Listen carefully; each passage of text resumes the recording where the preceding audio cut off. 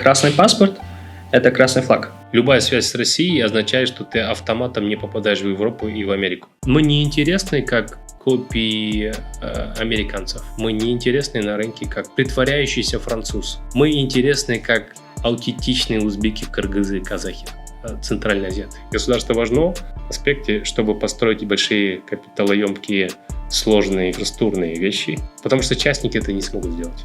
В 2022 году мы создали Pixia Capital. На 23 января мы зарейзили там первые 10 миллионов, 20-миллионный фонд. Или в это же время параллельно я был независимым директором холдинга Зерде, который запустил Астана Хаб. Стартапер, он очень многим жертвует. Если это дойдет до чиновников, которые принимают решения, ни в коем случае не давайте в обиду ребят, которые сейчас принимают инвестиционных решений. Венчурные инвесторы приходят, когда из стартапа компания превращается в корпорацию. Big Sky приносит ценность, но мой спорт – это спорт высоких достижений. Друзья, всем привет!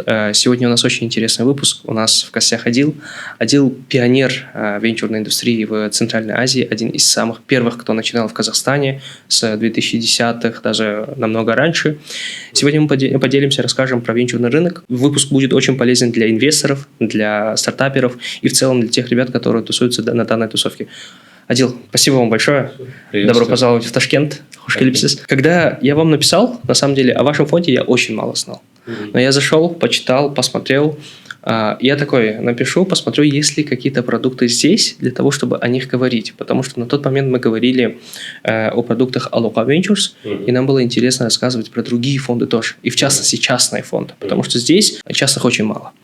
И для того, чтобы аудитории стало более понятно, с чего это все началось, а именно ваш путь к венчурам, к стартапам. Я понимаю, что это было довольно-таки давно, но все же было бы интересно послушать, с чего все это началось, с чего ваш путь начался.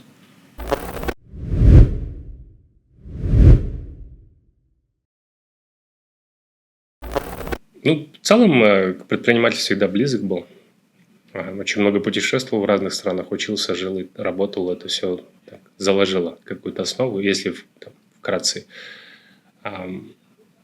Штаты сильно все поменяли. Я там учился какое-то время, в общей сложности почти 4 года.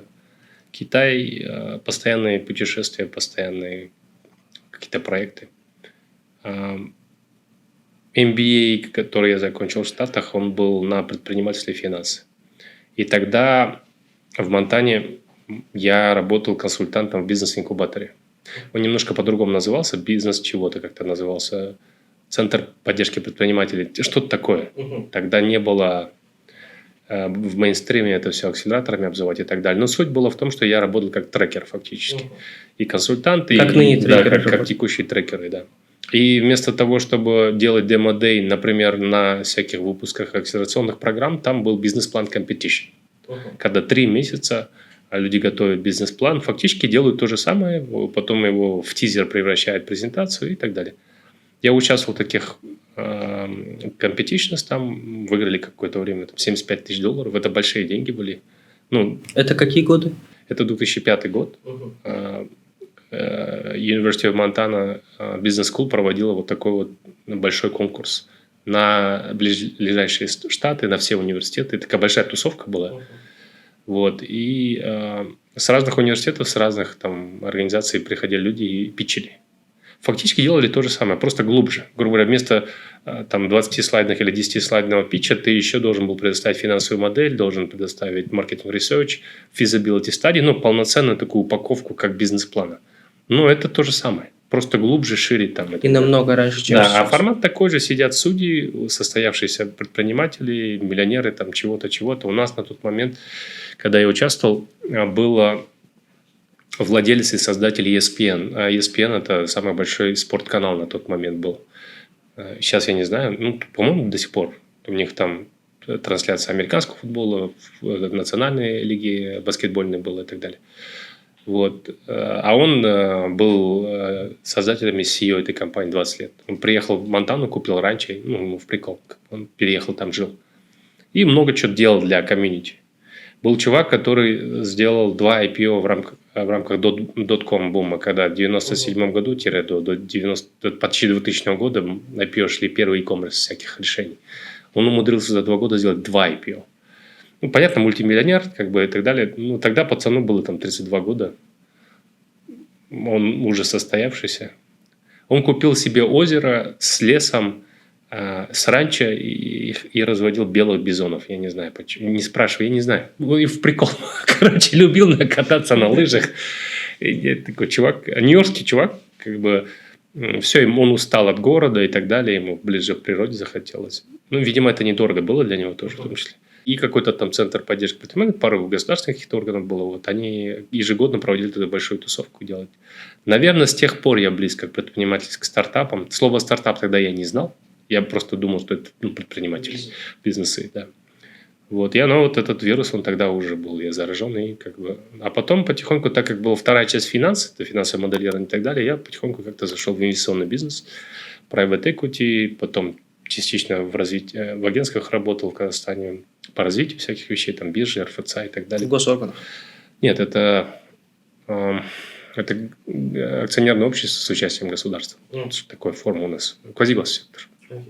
Вот, и это private equity большей части было. Потом в 2010 году запустил стартап, Мумкин назывался, Мумкин, казахшас, возможность. Вот. Это был копикат LinkedIn на тот момент. Мы пытались на Центральной Азии сделать копикат LinkedIn. В Казахстане мы запустились, подняли первый seed раунд. Я тогда не знал, что это seed раунд, но подняли почти $500 тысяч за 17% компании. Ну, неплохо, мы не размылись даже тогда, так, если подумать. Контроля не отдали. 270 тысяч зарегистрированных юзеров у нас было и 70 тысяч активных. Ну, ты должен понимать, тогда не было Фейсбука. Тогда уровень проникновения... LinkedIn был 800 человек в Казахстане. Ну, никого не было тогда. Все мы тогда сидели толпой в Mail.ru, и даже в контактах особо не качал. Там только Mail.ru был, ICQ-шка была, еще что-то. Это вообще динозаврское время. В общем, вот. Последние деньги мы тогда привлекли от одного индийского миллионера, Хемка Групп большая. У них был золотоносный проект в Казахстане. В общем, 100 тысяч у него привлекли. Потом ездили... Он нас перевез в Дели. Он хотел, чтобы мы в Дели это запустили. В 2012 году Жан туда ездил очень часто, партнер мой. Мы зарегистрировали компанию и начали делать для индийского рынка. Но мы поняли, что мы зашли очень рано. Индия на тот момент отставала от нас, от всех. Очень далеко. Они делали только две вещи. Аутсорсинг. На тот момент. И всякие колл-центры. А чтобы делать внутри, стартапов не было. Вот мы думали, что он поможет и так далее. В общем, убили мы таким образом стартапы, время зря потеряли. Но был хороший опыт. В 2011 году открывался первый фонд Казахстана с Россией. Руснана делал фонд. Меня пригласили представителем местного офиса возглавить, потом стал директором, потом стал партнером I2BF Global. I2BF Global – это нью-йоркская венчурная компания, там, с русскими, по-моему, корнями. Толпа евреев, на самом деле. Лондон офис, основной офис в Нью-Йорке, был московский офис и был в Алмате офис за Центральной Азии. А были стартапы, куда можно было инвестировать на тот момент? Да, мы сосредоточились на том, чтобы делать трансфер технологий. Больше, чем местные стартапы искать. Это все было deep tech. Грубо говоря, биотехнологии, была технология хранения энергии, была технология повышения дебита скважин, была компания, которая делала первых роботов, доставщиков и погрузчиков, и которые в логистических центрах работали. Еще в 2011 году. Это вот 2012 год, 2013 год, 2014 год. И мы зашли в компанию российскую Смесиса, которая делала технологии диспетчеризации флота на больших объектов ГМК, горнорудного предприятия всяких. Суть была в том, что там БелАЗы, ERP-система и много датчиков на БелАЗе. Больше автоматизация промышленности. Да, автоматизация промышленности. Мы знали, что, грубо говоря, на центре управления мы видели там рисунок БелАЗа, когда он заходил. Как только оператор в кабину заходил, очень важно было обеспечить его безопасность. Это же крупная техника, колоссальная. Очень важно было соблюдать скоростной режим, потому что чем больше... Там очень сильно играет скорость. Если ты 5 километров газа дашь, он съедает всю соляру. Да. А это много, потому что БелАЗ это машина огромная, 150 тонн руды она везет. Потом, если ты руду не дозагрузил, значит выхлопа меньше, а расстояние от открытого карьера до до погрузки и до транзитного пункта большой. Соответственно, все это маленькие вещи играли на операционную эффективность. Грубо говоря, 1-2% экономия в топливе или там, не доложить там, тонну руды, не доехать, у тебя в экономику проекта сразу ложится. А когда у тебя флот 200 БелАЗов туда-сюда ходит, ну ты понял, это большие-большие деньги, ты теряешь их. Вот это решение. Мы потом это продали Виксельбергу группе «Цифра». Я там в совете директоров этой компании был, когда сделка состоялась и так далее. Сделали 2-3 экзита, вывели одну компанию на IPO. Американская компания, которая делала платформу для ускоренного запуска вакцин. То есть это тогда еще был, в 2014 году. Это вот сейчас COVID у нас случился. Вот эта компания уже тогда решала проблему создания больших количеств вакцин как единой платформы технологической. Технологическая платформа, подход, патенты одно и то же, но ты вакцины запускаешь на разные болезни. На подагру, на еще что-то, там еще что-то, еще что-то. На тот момент Эбола была. Вот, и эта штука вышла на NASDAQ, мы там тоже неплохо сделали. Потом в Казахстане в 2017 году я запустил первый пассивный фонд с Назарбаев университетом Индамут. Маленький фонд был там на $1 миллион.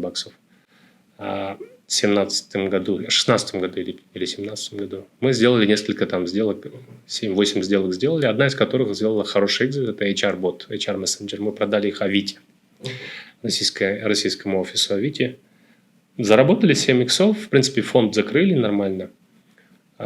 Проинвестировали в текущих стартаперов Мираса, там, которые сейчас делают еще много кому в Игосты. Там потеряли деньги. Ну, как бы это наш бизнес такой. Рисковый. Да, в 2018 году мне сделали предложение присоединиться к Байтереку. Это национальный холдинг, который за развитие у нас отвечает в Казахстане. Я напросился, чтобы мне отдали мою любимую игрушку Kaztech Ventures, и из него переформатировал, сделал фонд венчурных фондов, который впоследствии сыграл большую роль, потому что мы сделали фонд с Тимасеком, с Pavilion Capital, и завели Quest Ventures сюда, который потом акселерационную программу, мы его заставили делать акселерационную программу. Чтобы стартапы появились. Да, в 2018 году запустили. В это же время параллельно я был независимым директором холдинга Зерде, который запустил Астана Хаб. Все его правила, всю налоговую, эту всю штуку. 3 года я там был, помогал. Это все одновременно происходило. И здесь МФЦ, который запустился. И эти 3 компонента начали играть очень хорошую, интересную связку. В МФЦ первые safe agreement, shareholders agreement, convertible notes, мы все форматы просто так им занесли, сказали, вот это стандарт, их используйте. Регламентали. И все, они дальше начали использовать и заставили всех выпускников акселератора KDA, Костовский, зарегистрировать на МФЦ компанию и там все это структурировать. Первые 30 компаний, таким образом, все стартапы начали там регистрироваться и начали требовать всех других стартапов регистрировать все в МФЦ. Почему? Потому что английское право, потому что оно защищено, и оно очень удобно на самом деле с точки зрения инструментов. И вот на эти 3 института, которых без государства невозможно было бы сделать, я каким-то образом влиял и работал, и мы вместе это все создавали с коллегами. Что стало потом фундаментом? Что, собственно говоря, стало фундаментом? То есть, это вот, упреждая вопрос там про государственное вовлечение. Государство важно в том аспекте, чтобы построить большие капиталоемкие сложные инфраструктурные вещи, часть, которая потом является частью экосистемы для всех стартапов. Фундаментом для того, чтобы потом уже наложить это все. Потому что частники это не смогут сделать. Вот это первое. Второе, регуляторика тоже важна. Кроме государства это никто не сможет сделать. Это правило игры. И третье, вал надо обеспечить. Потому что качество потом, вот, то есть из количества переходишь в качество. Ты должен произвести там, 2000 стартапов беспонтовых, плохих, чтобы из них 2, 3, 10 там, первые ласточки пошли. Потом ты резко сфокусировался на этих ласточках и делаешь так, чтобы они жили дольше, и о них говоришь. И это такое самосбывающееся пророчество начинается. Ты механизм запустил, а дальше оно начинает клепать. Вот самое важное, вот этот вал запустить. И важно его запустить без ограничений по национальному признаку, по паспорту и так далее. Неважно. Неважно, ты казах. Неважно. Вот когда в 2020 году случилась случились эти события в Беларуси, в Минске, тогда гремел ПВТ. В 2014 году, в 2016 году я летал в Минск смотреть, как этот ПВТ работает. ПВТ еще там был. Они раньше нас сделали его. Мы, собственно говоря, все, что там видели, сделали у нас. Парк высоких Да, у них тогда уже была выручка там около ярда, они тогда уже Маскара продали, туда World of Trunks вложил большие деньги, и ПАМ большие деньги вложил. Все, что они там сделали, мы постарались повторять у себя. И когда случились эти плохие события, мы приняли сколько смогли белорусов в больших количествах, которые бежали от преследования Лукашенко. Просто помогли им зарегистрировать первые компании, перевести айтишников и так далее просто домой. Эта ситуация, к большому сожалению, чуть позже еще повторилась в России. Потом она в 2022 году еще раз повторилась, уже с российскими. Ну, мы приняли всех. И не отрицали, и как бы и дали шансам, и так далее, и так далее. Половина из них уехала, кто-то не остался, но те остались, кто прижился. Вот. Параллельно государство работало над тем, чтобы гигантов завести. Офис разработки Яндекса, офис разработки ИПАМа, офис разработки там Индрайва, еще что-то, еще что-то. Это важно, поскольку они стабилизируют систему. Когда большой гигант заходит, ему нужны большие офисы, он платит сразу многим зарплаты. Он сам обычно себе создает среду. Он хочет кофейни, они привыкли кофе пить. Он хочет диванчики, он хочет место отдыха, он хочет йогу. И он начинает это все менять под себя. Главное не мешать. Потому что есть стандарты, которые эти люди привыкли жить. И они под себя все построят. Да, и все это начинается, такое бурление, оно начинает менять. Они привыкли есть что-то там вкусное, там, не знаю. Соответственно, кто-то пошел, начал открывать ресторан. И это важно, потому что идет инжектирование дополнительных аспектов культуры, бизнеса, новых ниш и так далее. И ты волей-неволей начинаешь меняться. И рынок начинает меняться, он на это реагировать начинает. Новые форматы заходят. Раз их у нас не было, значит, их надо импортировать. Но как специи. Угу. У тебя может быть хорошее мясо, но без соли оно невкусное, да? Там, или там без ладжана вообще там лагман не заходит. Например, ты чуть-чуть, но его много нельзя. Балансировать надо. Чуть-чуть. Оно уже играет по-другому. Вот поэтому... А потом это все распространилось сюда, в Ташкент. В 2018 году я сюда приезжал. На тот момент Дильшат занимался развитием венчурной индустрии, зарегистрировали ассоциацию, писали драфты указов по IT-парку. Тогда мы с Фарходом первый раз встретились. Большую работу здесь уже начали. И мы там какую-то там часть просто помогли консультировать. Мы просто дали то, что у нас было. Сказали, вот, пацаны, вот это все используйте. И все. Возвращаясь к кейсу, получается, венчурному кейсу, который вы после работы в данных учреждениях начали. Вот, в IT-река я ушел в 2021 году после ковида. В 2022 году мы создали Pixia Capital. 23 января мы зарейзили там первые 10 миллионов, 20-миллионный фонд, и начали инвестировать 23 года с января. Получается, Big Sky, он не случайно... Но это уже моя компания, моя и Жанна 50 на 50. Вы, получается, частная компания. С Жаном вы знакомились еще там в 10-х годах, когда вы проходили... В 2001 году мы познакомились, мы друзья с тех пор. Я у него дружка на первой свадьбе, дружка на второй свадьбе. Там сыну путы разрезал. И у нас 8 компаний между делом. Мы занимались всякими вещами. Я везде это рассказываю. Там машины оттуда ввозили в Казахстан. Там разные Toyota Camry. Там, то, что продавалось в 2005-2004 году. 2006 всякие хаммеры, не хаммеры, джипы. Делали аутсорсинг бизнес совместный, он продавал, там, я организовывал. Много чего делали с ним все время вместе. И это наша там 6-7 компания. Амир Watches мы делали тоже. Хороший проект. Первый вообще в Центральной Азии вышел на Kickstarter в 2016 году, по-моему, в 2016 или 2017 году. Это все параллельно происходило. Прелесть моей профессии заключается в том, что мой опыт должен быть практичным, мой опыт должен быть через прямое участие и реализацию, и мой опыт должен быть hands-on, то есть руками надо делать.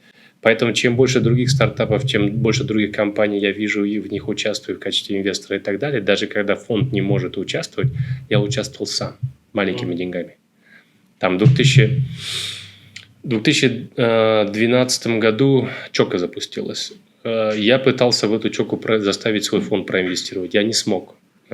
Потом положил все деньги, которые сам там накопил, туда. В 2014 году мы с Муратом Абдрахманом вместе зашли в эту сделку. В 2017 году я вышел оттуда с 5 иксами. А чоку делал Рамиль. И сейчас там. Рамиль это как маленький позив здесь. Они друг друга знают, они общаются, друзья и так далее. Но вот эти люди в e-commerce, они были очень важны, поскольку и мое участие в нем было важно. Даже если я с фонда не смог поучаствовать, я своими деньгами дошел. Потому что это цикл обучения. В венчурном бизнесе очень важно цикл пройти. Сделка, то есть инвестиция. Еще раньше фандрейзинг на фонд, потом сделка и потом экзит. И эти 3 KPI, они основные. И чем больше ты этот цикл проходишь, тем больше у тебя опыта, тем больше success rate и так далее. Итак, я продал свою долю там, ангельских инвестиций заработал. Амир Watches я тоже заработал, там 3 икса мы заработали на этой компании. Nomi был такой стартап, который Wi-Fi эти делал, рутеры. Алена Ткаченко там был фаундер. Тоже я первый чек там выписывал. Тоже заработал 4 там икса. Ну, просто я хотел себе доказать и всем остальным, на самом деле, что можно в венчурной индустрии зарабатывать деньги, даже не выходя ниоткуда в Казахстане. Это было важно, эти кейсы очень важны и так далее, и так далее. И они, собственно говоря, создали целую плеяду новых людей, которые дальше... Это же болезнь, это вирус такой. Ты один раз заразился, и ты все. Здесь то же самое произошло. В это время Акмаль создал Экспресс, создал доставку, создал MyTaxi. Там целые плеяды команд потом пошли в разные стороны, которые научились работать в e-commerce, они понимают метрики и т.д. и т.п. И пошло. Поэтому важны эти чемпионы, важны эти сделки и важны первые чеки на тот момент. Не институциональные. Сейчас уже как институциональный инвестор, как фонд, мы делаем другие сделки побольше в других юрисдикциях. Там. Центральная Азия – это основное, это дом. Юго-Восточная, я сейчас 2 года там нахожусь. Там в Сингапуре. Живу в Куала-Лумпуре, офис в Сингапуре. Ну, мы каверим, там у нас 8 сделок. И 10 компаний проинвестировано в Калифорнии. Там все наши ребята. Там большинство наших ребят, которые тут... Выходцы отсюда. Из Казахстана. Там очень такой immigrant founders, first generation technical. То есть технические фаундеры наши, которые там по 15-20 лет уже закрепились, работали в Amazon, Google и так далее. И которые наконец-то зрели где-то 35 и 40 лет, как взрослые люди, запустить что-то прикольное сами. Вот мы таких людей ищем, находим и в них инвестируем. Теперь портфель достаточно глобальный. Поэтому я тебе говорю, мир больше, чем мы понимаем. Для нас наш маленький пятачок 80 миллионов есть дом. Да. Центральная Азия вся. Вся, без ограничений. А что здесь, что делить? Нету, у нас, не за что драться, не за что ругаться. И нету поводов. Было бы за что драться. У меня всегда вопрос, мы за что сейчас с тобой спорим? Что такого крутого случилось? Мы что с тобой сейчас за акции Apple бьемся? Я не понимаю. Вот. Нам нечего делить, нам только работать вместе. Но главное, мы можем создавать вместе очень много. Вот, это архиважно. Это очень важно. Точно так же, как, например, вот сделка была там... Я ранний инвестор ZPLA, там, Азизджона. Это ближе к тебе, я тебе до этого рассказывал. Мне он просто понравился, чувак. Там, грубо говоря, Душанбе, попавший в Стэнфорд, это уже новость. Потом он попал в один из бэчей YC. Это 2 раза новость. А потом, чем бы он ни занимался, мне было без разницы. Я бы просто дал денег, все равно сказал бы, главное, чтобы это был стартап. На тот момент была идея, и он только начал. И это не имело значения на самом деле, потому что человек, материал. Вы больше вкладываетесь на самих фаундеров. Да. А мы всегда вкладываем в фаундеров. Формально мы, как фонд, должны пройти due diligence, должны изучить компанию, рынки, принять участие, сократить его, насколько возможно, риски. Но в конечном итоге мы вкладываем деньги в фаундеров. Всегда. Это первый, самый важный фактор. Это единственный самый важный актив компании. В этом прелесть нашей индустрии. Мы в людей вкладываем. Вы сказали, что, получается, ранее вы инвестировали как ангел? Позже вы начали свой фонд поднимать и, получается, через фонд инвестировать. Было бы очень отлично, если бы разъяснили разницу между тем, как вы как ангел инвестируете и как венчур. Большая разница заключается в том, что ангел принимает решения только за свои деньги. Он не несет ответственности и не привлекает деньги с рынка. Фонд работает с чужими деньгами. То есть мы привлекаем деньги на рынке у больших инвесторов институциональных, а потом инвестируем, управляем этим фондом. А ангел может, это его деньги, маленькие деньги, 20 тысяч, 50 тысяч баксов. Он принимает единоличное решение, несет полную ответственность за это, и за потерю, и за выгоду. И там нету формальностей, там нету инвестиционного мандата, там нету процессов принятия решений. А они важнее в фонде, потому что уровень ответственности другой. Там больше человеческий фактор. Да, здесь человеческий фактор и то, чем ты можешь помочь компании. Ангел тем и отличается от нас. У нас нет, например, у венчурных инвесторов нет прямой обязанности помогать компании. Мы делаем это все равно, поскольку понимаем, что это ценность, которую мы создаем, потому что деньги можно найти. Деньги можно найти. У традиционных инвесторов, у государства, каким-то макаром, гранты, чего-чего деньги найдешь, в долг возьмешь. А нету умных смарт-денег, которые тебе еще помогать должны. Вот в этом отличие. Но это делается в потоке, системно, регулярно и зарегулировано документами, бизнес-процессами. Это превращается в полноценный бизнес on its own. Это бизнес сам по себе, венчурный бизнес. Ангел – это мой кайф, грубо говоря. Мне понравился фаундер, я в него проинвестировал. Он точно так же мог пивотнуть, закрыть компанию на следующий день, сказать, я передумал. Или через полгода, потратив деньги на разработку, сказать, что никто не купил ее. Он мог это сделать, это мой риск, я на него иду, как ангел. Потому что это мои деньги, и я ни перед кем не отвечаю за эти деньги. Вот это большая разница. Чтобы аудитория понимала, как называется, когда вы дали эти деньги не возвращаются. Нет, это деньги идут в капитал. Разница в том, что разница между банками и венчурным бизнесом, венчурный бизнес честен. Потому что мы вкладываем деньги в капитал, садимся в ту же лодку, в которой сидит этот фаундер или фаундерша, неважно. И несем все те же риски.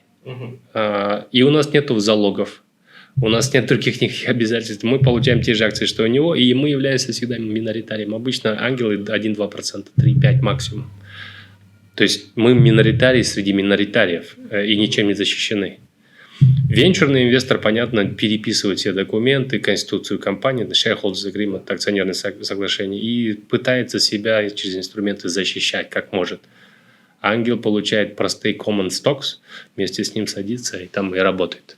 В этом отличие, и это очень честный бизнес, потому что ты несешь тот же уровень риска, что и фаундер.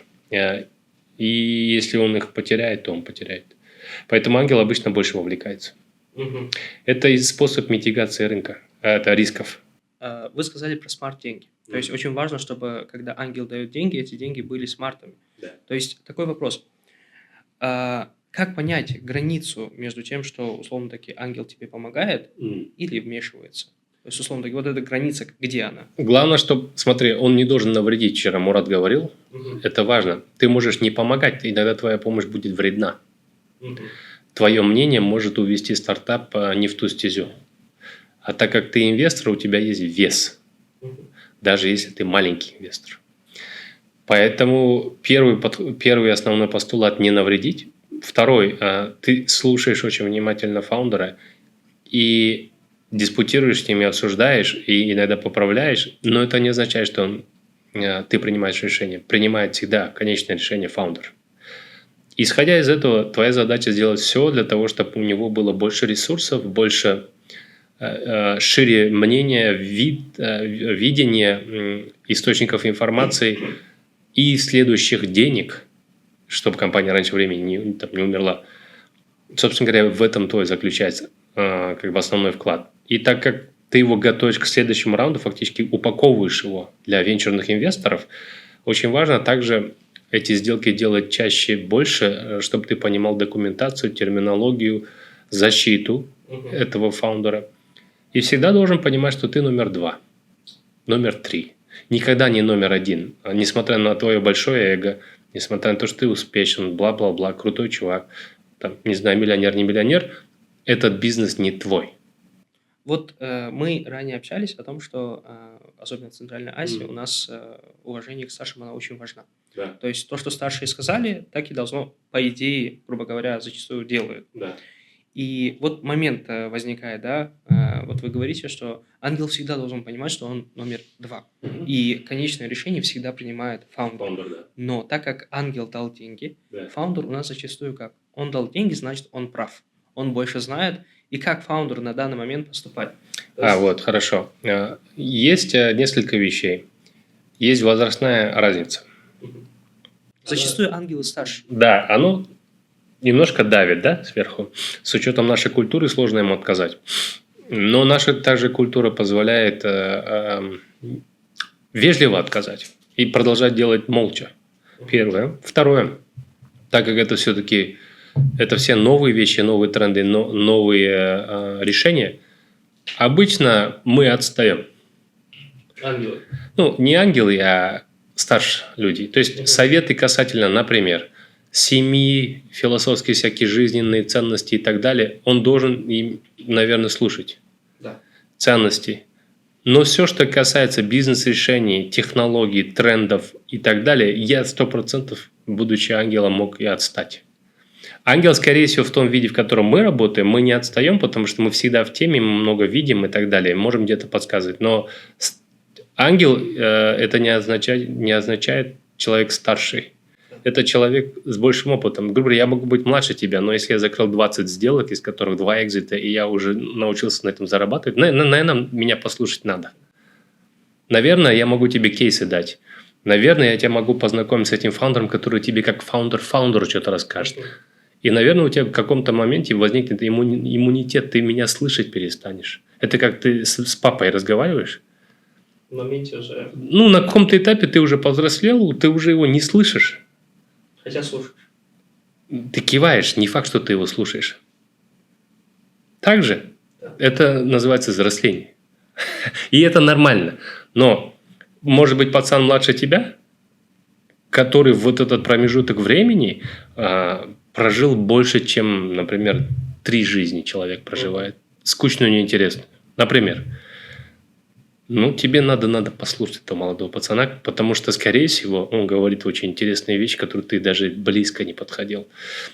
Поэтому ангел заключается в 2 вещи. Деньги, да, экспертиза, да, он обычно на шаг больше и ресурснее. Вот, но его это основная деятельность. У него нет задачи пилить продукт, у него нет задачи его продавать, у него нет задачи зарабатывать с этого деньги. Содействовать, чтобы ты... Содействовать. Да, адвайзером быть, советчиком, помощником, не указывать. вторым человеком. Третьим, каким угодно, но не первым. Решение в конечном итоге ты должен принимать сам. Если, например, мы с фаундером долго диспутируем, если он может подумать и обоснованно, меня аргументированно объяснить, почему именно туда идет и почему он считает это много, и сделать домашнее задание, я соглашусь, потому что я логику принимаю. Я не могу идти против логики. И обычно фаундер должен знать больше, чем я в этой нише. Оно так и зачастую происходит, потому что он каждый день этим занимается. Пойдем от простого к сложному. То же самое к ангелам продолжим. Как фаундеру, будучи, условно таки, в момент он понял, что ему нужны инвестиции, но к венчурам пока идти рано.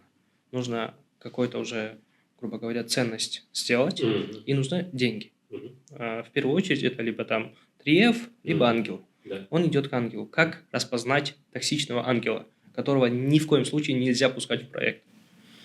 Смотришь ты на его бэкграунд, откуда он идет. Грубо говоря, лучше, чтобы он был предпринимателем. Вчера об этом очень хорошо наглядно прям рассказали. Смотришь на источник его денег, смотришь на его опыт. Скорее всего, он где-то что-то в другом месте делал. Ты делаешь фактически due diligence на этого человека, точно так же, как и он тебя проверяет. Это, давай так, инвестиции – это процесс взаимный, это не однобокая вещь. То есть, это не так, что ты клянчишь деньги у него. Ты получаешь партнера. И у тебя есть и право, и на самом деле обязанность, его точно так же, как и тебя он проверяет, ты должен его тоже проверить. Потому что вы долго будете двигаться. Потому что потом не выскочишь с этого. Ты в одной лодке. Это не один месяц. Не Нет, год. это годами ты потом с этим человеком будешь находиться. Это как жениться. Поэтому проверять, первое, источник денег-то надо. Я все тебе сказал, да, там, откуда, что делает химия. Можешь ли ты спорить с этим человеком, не обидевшись на друг друга? Человеческий фактор. Это очень важно, потому что даже когда больно, даже когда цепляет твое эго, даже когда твою гордость зацепили, уметь продолжать оставаться конструктивным и не выходить с диалога, это признак зрелого человека. Желательно, чтобы твой ангел был зрелым человеком. Это важно, потому что это все про человеческие отношения. Наш бизнес, он про доверие и отношения. И потом уже про технологии, про все остальное. Поэтому итераций несколько, звонки, проверки. И такие сигналы, когда он просит больше, чем надо, когда пытается там, 50% компании забрать, это, понятно, red flag все. Потому что это означает, что он неопытный ангел. Это означает, что вы пройдете много-много шишек с ним, которых тебе не надо проходить. Лучше не стоит сразу. Да, и это означает, что нет уровня доверия, с которым ты можешь жить. Смотри, когда я покупаю долю компании у тебя за, там, не знаю, 3% всего, по какой-то непонятной оценке в 2 миллиона баксов, например, на посевной, я оказываю тебе большое доверие заранее авансом. Если я у тебя прошу 50%, это означает, что я тебе не доверяю.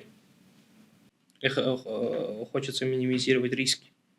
Да. И, соответственно, это из-за недоверия. Да, первое. И это означает, что я неопытен, потому что, смотри, у меня портфель компаний, и они только частично мои все. Если я владею 50% компании, я тогда должен 50% нагрузки на себя и взять. Потому что по-другому это несправедливо. Что это означает? Тогда я должен, засучив рукава, становиться кофаундером и бежать вместе с тобой. И работать 70-80 часов в неделю. И это тогда будет моя основная деятельность. Это честно. Если я у тебя прошу 50% компании, несмотря на какие деньги, которые я даю, и тобой не занимаюсь, я тебя и себя обрекаю на неудачу. Потому что ты потеряешь мотивацию дальше что-то делать. Потому что нагрузку мы должны нести пополам. Этот бизнес, он очень сложный. Фаундер очень одинокий человек. В конечном итоге остается с решениями. Вот самое сложное в мире – это принимать решения, нести за это ответственность. И особенно в мире стартапов быстрее. И быстрые решения. Быстрые ошибки, быстрое обучение, быстрые перемены – это стресс большой. И если ты просишь 50% компании, ты должен со мной жить, вместе разделить. И это будет честно. И это не про деньги. Какой процент изначально ангелы просят? Условно такие. На предпосевной примерно, как и акселерационные программы и так далее, там лимит до 5-7% компании можно отдать. Это когда у тебя идея, есть MVP, но нету трекшена. Трекшен – это когда ты наконец-то научился это продавать, у тебя появились первые клиенты, у тебя идет активный каздев, но при этом они уже платят деньги. Платящие клиенты есть единственное подтверждение твоего product market fit. Больше ничего не имеет значения. Твой клиент должен голосовать долларом. Деньгами. Да. Если он не платит, значит, нету такой боли, она не существует. Значит, твой продукт, плод твоего воображения. Причина, по которой распадается, помнишь? 40% PMF не достигают. Значит, этой проблемы нет, она не существует, и клиент не готов за нее платить. Значит, есть дешевле, эффективнее методы решения этой проблемы или устоявшиеся, и т.д. и т.п. И в принципе, значит, не надо придумать это. Туда не надо идти. Нету боли, ее не существует. Это будет не painkiller, не болеутоляющий, это будет витамин, это будет БАД, который будет на маркетинге держаться. А это все про трафик и деньги, которые не факт, что что-то состоятся. Важно понимать, что зачастую вот эти стартапы моментами ошибаются, что подтверждение бизнес-модели дает рынок, а не какой-то инвестор. Правильно? Да. Потому что вот, например, ты идешь к инвестору, он будет говорить, это не работает. Надо ли на этом останавливаться, если инвестор или там, условно таки, какой-то... Нет, инвестор Вообще, поэтому надо с инвестором говорить, когда у тебя PMF состоялся. Потому что твой основной партнер – это твой клиент. И он раньше идет, чем твой инвестор. Иногда он раньше идет, чем твой кофаундер. Потому что он тебя учит больше, чем все остальные. И подтверждение делает только рынок. Ну, тебе кэш платит за что-то. Почему? Он же как бы его не с воздуха берет. Он точно такой же, скорее всего, предприниматель, как и ты. Ему также нелегко. И он вынужден также экономить. И почему-то он готов за это платить свои последние, не последние деньги, как сказать, трудно заработанные кровавым потом деньги. И если он за это платит, и если это бизнесмен, не государство, заметь, а бизнесмен тебе платит.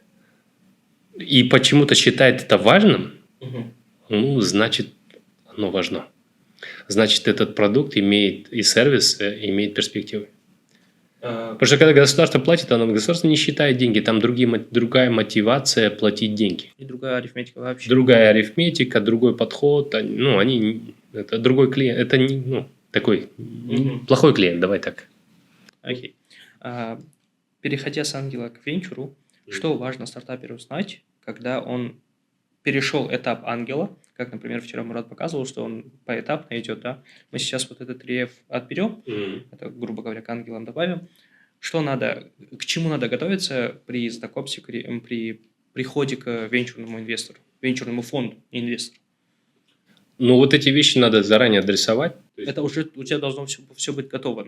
Ну, как готово? У тебя должны быть продажи более-менее. У тебя должно быть первых 20-30 клиентов подтверждаемых, которые готовы будут платить еще.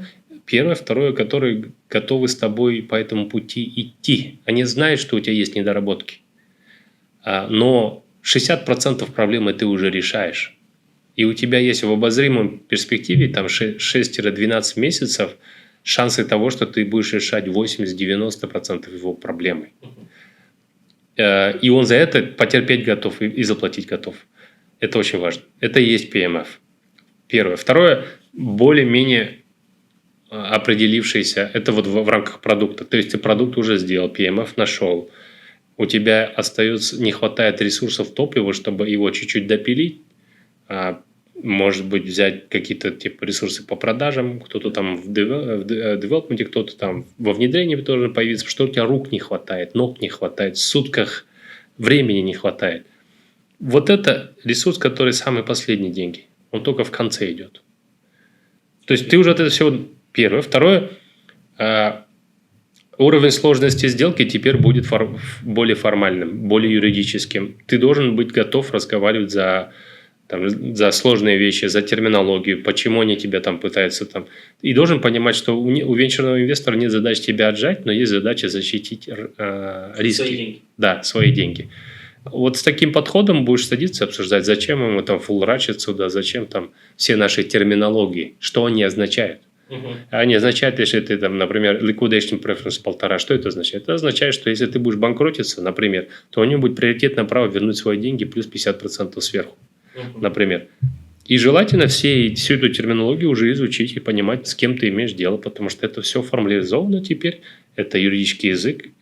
Более бюрократии больше. Да, и который повлечет на тебя очень-очень конкретные последствия для тебя. Если ты это прозеваешь, то может стать так, что через два раза ты отдашь или 3 раза отдашь liquidation preference, там некоторые 2 икса просят, некоторые 3 икса просят, то ты в приоритете, несмотря на то, что у тебя 60% сохраняется, не имеешь больше никакого значения. Из всех денег в компании, которые ты получили там при банкротстве еще что-то или экстренной продаже, тебе перепадет не 60%, которые по акциям должны быть, а 6%, например. Если ты не читаешь, не вчитываешься в документы. Это другой уровень. Это вот. И венчурные инвесторы приходят, когда из стартапа компания превращается в корпорацию. Да. Когда, в процесс перехода. Да, когда хаотичные принимаемые решения и вытаскиваемые на харизме, энергии, сутках в неделе должны перейти в систему и бизнес-процессы, и должна появиться какая-то структура, которая от фаундера более-менее начинает отделяться как отдельный организм, корпорация. Потому что это получается третье лицо, в которой, да, ты там большой участник, но там появляются у тебя партнеры и инвестора. Теперь ты даешь этому... Не только ты влияешь. Все. С этого момента она начинает жить своей жизнью почти. Ты влияешь, ты принимаешь решения, все, но это другой организм уже. И вот этот переход, он очень важен, и в этот момент обычно венчурка и заходит. И она тебе дает ресурсы, чтобы с этого вот в эту фазу перейти. Почему? Потому что корпорация теперь молотилка денег. До этого это ты, ИП, и твои кенты. Индивидуальные предприниматели и твои друзья. Да. Сподвижники, как угодно. Только ты, твоя харизма, твое усердие и т.д. и т.п. А здесь процесс. Окей. И когда процесс включается, ты хакаешь рост. Потому что машина начинает работать. Твоя задача, чтобы он как можно больше приносил. Да, ты начинаешь работать над метриками. Метрики становятся важны. Ты начинаешь работать над костами. Над юнит-экономикой, то, что мы говорим. Потому что твоя задача теперь в производство это все уводить.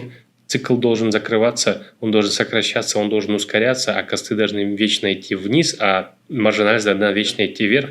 А это возможно при больших количествах итераций, которые в бизнес-процессе вшиты. И дальше ты занимаешься другими вещами. Ты тюнингуешь бизнес-процесс и даешь ему ресурсы. Вот ресурсы – это мы, а тюнинг бизнес-процессов – это ты, включая доработку продукта, включая доработку построения департамента продаж, пайплайна продаж, всего-всего, включая выстраивание бэк-офисов, которые затребуют дебиторку и так далее, дисциплину финансовую. Очень важно. Машину включаешь. И тюнингуешь. И обеспечиваешь вот этот рост нами искомый. 3, whatever, иксов каждый год. Хорошо. Я подтвердил, что мне нужно... получается, у меня закончились время, все. И я пришел к тому, что мне нужен инвестор. Я прошел процесс проверки инвестора, посмотрел, и к инвестору подошел. То есть, он меня тоже проверил, все нормально. Зачастую сейчас в Узбекистане, например, инвесторы требуют трекшн. Мы понимаем, почему это важно, но какой трекшн, с каким трекшном идти к инвестору примерно? То есть, обычно какие на рынке есть средние трекшны, к которым идти? Потому что кто-то там зарабатывает 3000, кто-то 5, кто-то 10, кто-то 15.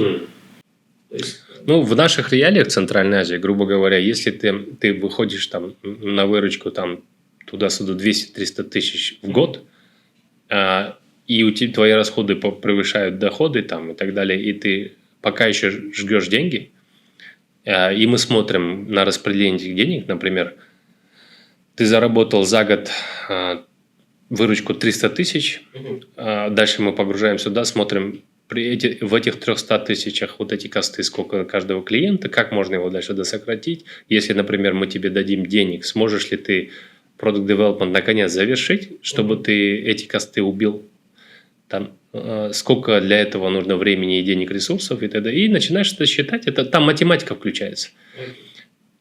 Почему для инвестора важно и почему это и есть трекшн? Потому что цифры – это язык. Вот как только мы в этот язык переходим, мы все легче понимаем, у нас так мозг заточен работать. И мы понимаем, если вот сюда инжектировать, значит вот тут примерно должно исправиться. И какой-то тракшн идет. Какие средние реалити? Грубо говоря, в Центральной Азии 100 тысяч, МРР 20-30 тысяч, это уже показатель, это трекшн. Можно заходить. В нормальности, в других рынках по-другому. То есть, у меня метрики здесь одни, в Юго-Восточной Азии другие. И, соответственно, раунд другой, размер другой, оценки другие. Но в целом логика такая. Окей. Просто отличаются цифры. И они называются потом по-другому. Pre-seed – это когда у тебя нет никакого тракшена. Seed – это когда тракшен есть. Грубо говоря, 200-300 тысяч в наших реалиях revenue. Более-менее. Значит, оттуда вытекает product market fit. Найден. Желательно, чтобы у тебя было туда-сюда 100 клиентов. Это B2B, например. Вот. И смотришь на churn retention. В смысле, из этих клиентов сколько упало и почему. Кто тебя бросил, а кто остался. И почему, да. И потом я пойду с твоим клиентом еще разговаривать. Мне они нужны, я делаю неожиданную выборку такую рандомную и спрашиваю их мнение. Почему ты готов с ним работать? Когда ты подписал с ним контракт? Это часть моего due diligence. Что не нравится в продукте? Что ты до этого использовал? Почему ты сюда перешел? Из-за цены только? Или из-за Умида? Он твой брат? Ну, ты понимаешь, я должен это все спросить. И вот этот фидбэк важнее, чем инвесторский фидбэк, и важнее, что ты мне скажешь. Потому что мы всей толпой работаем на клиента. И ты, и я инвестор, и все мы работаем над решением боли клиента. Если мне клиент говорит, I love this product, и если, пацаны, если можете решить вот эту проблему, я готов платить 2 раза больше.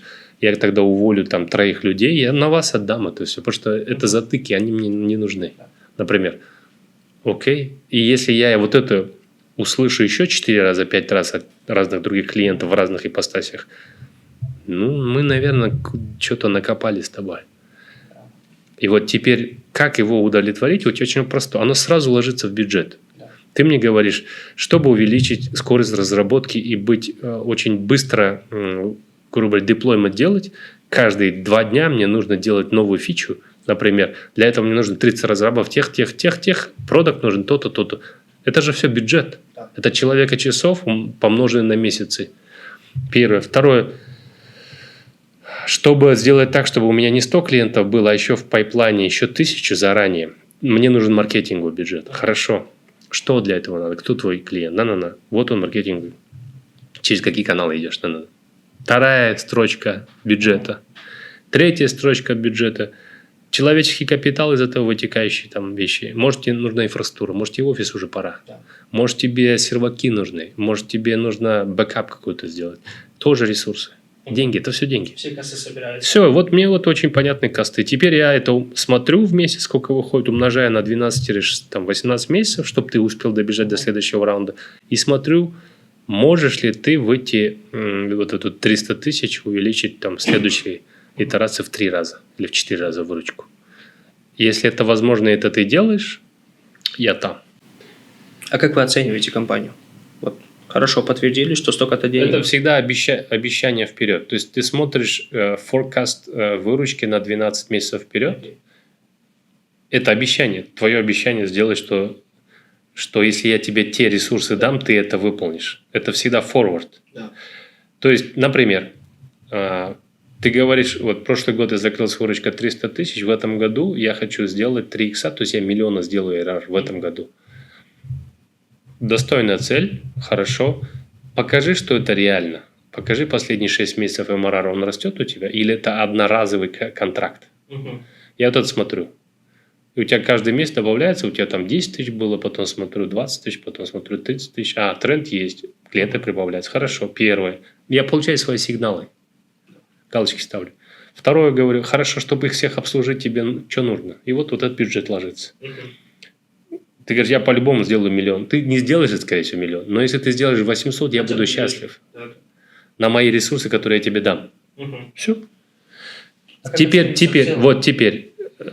например, годовая выручка 1 миллион за ближайшие 12 месяцев. Я с тобой в декабре разговариваю, на январь планирую, например. Потом смотрю, окей, хорошо, если он этот 1 миллион сделает, теперь мультипликаторы вступают в силу, sales, и там EV to sales там, и так далее. Это уже техника, это все термины, это птичий язык, но суть заключается в том, что несколько годовых выручек. Там, в зависимости от вертикали, в которую ты там сидишь, если ты, например, marketplace, ну, максимум я 2 годовые выручки тебе сделаю. Оценку. Почему? Потому что marketplace делать сложнее, он медленнее растет и так далее. Есть вещи, там, vertical SaaS, например, он растет быстрее, уходит в нишу, он оценивается 8-10 годовых выручек. Оттуда логика по компании. Грубо говоря, там, 1 миллион умножим на 7 или на 10 – это оценка компании. Потом с этого там, 10 миллионов, потом смотрим, окей, сколько ты готов за это размыться? Ты понимаешь, что ты не должен размываться больше 15%. Хорошо, значит, 1,5 миллиона. Теперь я сажусь с тобой и смотрю, 1,5 миллиона реально тебе хватит, чтобы до туда добежать или нет? Полностью анализировать. Да, иногда получается так, что твои скорости важнее экономики. Мне очень важно, чтобы ты не вырос не в 3 раза, а в 10. Мне очень важно, чтобы ты закрепился в какой-то нише. Тогда для меня оценка не имеет значения. Я могу залить 5 и тебе говорю, тебе сколько комфортно размываться? Ты говоришь, 15. значит, оценка автоматом до 25 растет. Понял? И она не имеет в целом значения. Главное, чтобы ты достигал вот этих вещей, которые обещал. И твоя задача доказать, что ты можешь расти 10 иксов в год. Если ты мне говоришь и не доказываешь, и я вижу, что ты не сможешь, или у тебя не хватит ресурсов, или мы команду не успеем захайрить, или еще что-то, я говорю, братан, нереально. Но 5, скорее всего, реально. Вот посмотри, кто у меня есть. Сейчас я тебе познакомлю с продуктом, с тем. Я думаю, что они тебе подходят. Давай-ка ты с ними интервью проведи. Мы десант сделаем, команду. Сквад-тим, терминаторов. Они мне не нужны в больших количествах обезьянок. Мне нужно самодостаточный, самомотивированный, дорогой человек, которому западло делать плохо. У него личный персональный челлендж доказать всему миру, что он крут. Вот это идеальный кандидат к хайрингу. Теперь он дорогой, скорее всего. Ну, на это я и нужен. Чтобы деньги дать, чтобы... Не только деньги, чтобы его найти для тебя. Потом уговорить, дать денег и как-то вас еще поженить. Если я это могу сделать, это value. Он, скорее всего, занят. Он, скорее всего, в каком-то проекте. Схантить еще надо. Да, потому что крутых чуваков на рынке нет никогда. И ты всегда хантишь крутых чуваков. И не только они не всегда за деньги соглашаются. Это не про деньги. Да. Это про амбиции, про Ironman, про что угодно. Это не про это. Они себя, хорошие, крутые чуваки, уже в финансовом плане чувствуют нормально. Это не про деньги. Да. Это вот про твою большую идею, про тебя как человека, про вашу химию и про вот этот дурацкий челлендж, который они хотят доказать еще. Потому что это мотивирует больше, чем деньги. Сейчас Деньги он получит, он знает, что деньги получит. Условно таки, да, деньги это как-никак следствие того, что Метрика. ты делаешь. Это Да. просто одна из метрик. Все. У каждого рынка есть свои требования к кандидатам для инвестиций. У вас, например, в Азии одни требования, в Америке другие требования, в Сингапуре третьи. Какие средние, условно такие, стандартные требования на рынке Азии к стартапам есть при... Они требования плюс-минус одинаковые. Вот все критерии, которые я тебе сказал, такие же. За нюансами.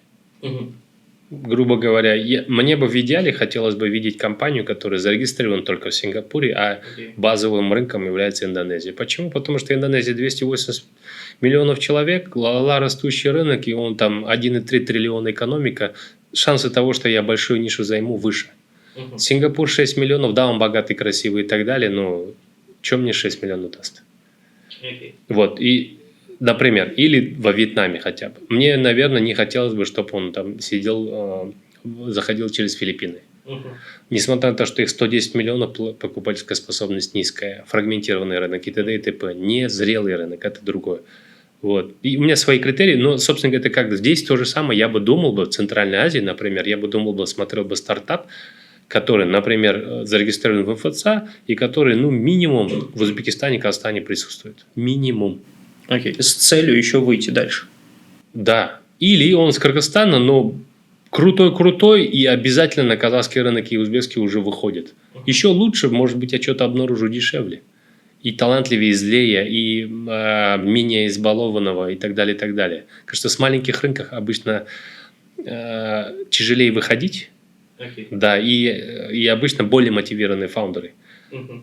Грубо говоря, если я живу в Ташкенте, а не где-нибудь на Кусе, уровень мотивации у меня будет другой. Да. Мне комфортно здесь. У меня все хорошо, скорее всего, мне платят зарплату какую-то, там 1,5-2 штуки. На 2 штуки в Ташкенте можно хорошо жить. Я, скорее всего, квартиру куплю, машину куплю, там туда-сюда, даже жениться захочу. Не знаю. В Нукосе 2 штуки баксов – это семья. Там, это не я один, скорее всего, там, и т.д. и т.п. Так же будет, так. А потом я, скорее всего, оттуда уеду, потому что я смогу. У меня уровень мотивации другой. Это метрика для венчурного инвестора, но у него жизнь у человека там целая. Хорошо, я вот это хочу видеть. Потому что он к большему стремится? Большему мотивация должна быть выше.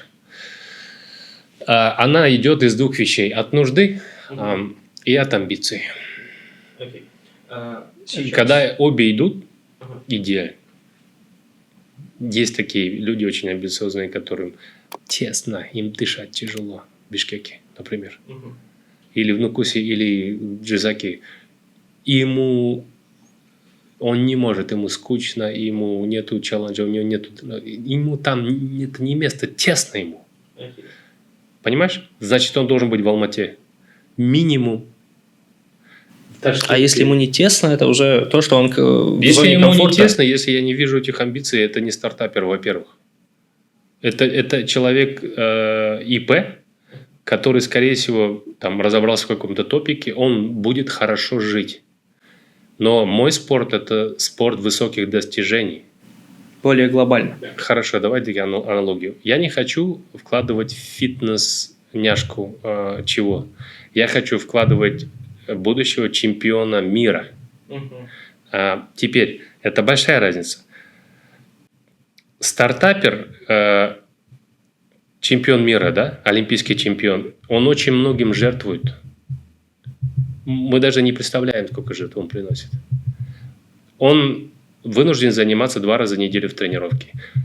Он ни игрушки не играет, он не пьет, не гуляет, на то и не ходит, плов не жрет. Он вынужден держать диету. Он, скорее всего, даже не обладает ресурсом, чтобы там, с кем-то на свидание сходить. У него нет времени и энергии нет, он устает. При этом я, и скорее всего, его держу на каких-то витаминах, БАДах, химии. И, скорее всего, он сгоняет вес. Он уже делает большие жертвы, приносит свой организм. Потому что по-другому он не достигнет. Вот этот чувак хорошо выглядит, он там фитнес-няшка, у него все хорошо. Он все, вот, ему... Это не означает, что он для себя плохо будет жить. Но я в него денег не вложу, потому что он должен заработать еще мне, еще таким же, как я, и так далее, и так далее. А за мной еще толпа инвесторов. Я никогда в такое деньги вкладывать не буду. Это для него хорошо. Для всех остальных это ни о чем. То есть не будет... Спорт высоких достижений – это стартап. Кофейня чего-то, комьюнити кофе-бар и ее владелец – это вот предприниматель. Понял? Никогда я в такую кофейню денег не вложу. И в владельца этой кофейни. Это red flag. Это не red flag, это просто другой тип предпринимателя и бизнеса, который мне не интересен. Или ресторатор. Самый лучший ресторатор в мире, у него там, вот он один ресторатор, он не умеет масштабировать, он не собирается, ему в кайф. Ему нравится это. Вот это нравится, это не то слово, в которое я должен вкладывать деньги. Недостаточно, надо больше. Нравится это вообще не термин, которым мы руководствуемся. Понимаешь? Его раздражать должно все, его бесить должно. Не хватает, мало. У него другая мотивация, его несправедливость, разбалансированность, теснота, барьеры, его это все должно бесить, раздражать. Он не хочет тяпкой делать одно и то же каждый день. Хочет свободу и глобально. Да, это человек, которого тебе надо вкладывать деньги. Это и есть стартапер. И обычно это там несколько человек. Потому что один в поле не воин. Один в поле не воин, потому что это очень сложно. Мы как раз пришли к тому, что мы вчера это обсуждали. И важно, то, что вчера было, это на самом деле ивент, который прошел. А сейчас было бы отлично обсудить определенные red флаги, определенные черты, которые нельзя туда вкладывать в стартаперах. То есть мы обсудили, по каким чертам инвестору отказать, условно таки. Как определить токсичного инвестора. Сейчас какие red флаги есть у стартапера во время инвестиций? Как вы это видите? Вот одно, вот это очень важно. У него есть какие-то ограничения в голове. Это не стартапер. Рамки в голове прям есть. Да. И он не готов меняться каждый день, пересматривать свои же убеждения каждый день. Первое. Второе, он не... Вот эти люди, они еще и упертые очень, с ними очень сложно коммуницировать. Они на своем держатся. Но человек – это пакетч. Ты получаешь и хорошее, и плохое одновременно. Стив Джобс. Хороший пример. Фильм все смотрели. Псих же. У него комплексов, проблем, там... тараканов в голове уйма, страхов много, но это все его драйвит вперед. Элон Маск, например. Очень сложный человек. Я говорил с инвестором номер 1, партнером Клайнер Перкинс, который первый чек ему выписал, и второй, и третий. Тесла номер 2, она за рулем ездит, когда-либо произведенная. Первый у Маска, второй у нее. Она его ненавидит, этого Маска, но признает за ним гений. Вот. Это очень важно, чтобы в конечном итоге вот этот пакетч... Короче, у них что-то сломано в каком-то месте, где-то что-то, да? И мотивация бывает разная. Страх – это тоже мотивация. Теперь, при всем при этом, надо каким-то образом до него иметь возможность достучаться. Чтобы он рамки снял? Чтобы он слышал в конечном итоге и умел переваривать это все. И чтобы у вас был диалог. Для инвестора это очень важно, потому что это и есть доверие, потому что это доступ к информации и гарантия того, что он тебя потом не кинет. Это не гарантия, это такой human touch, да? Если ты посмотришь на всех крутых достигаторов, у них несколько трейдс. Это у них мотивация откуда-то идет, скорее всего, от травм каких-то, от каких-то страхов, еще что-то. Но это человек, который каждый день это преодолевает. Это психологические моменты такие, но вот они почему-то, вот этот человек, он на высокие результаты пойдет, потому что он готов приносить жертву. Смотри, многие американские стартаперы в разводе.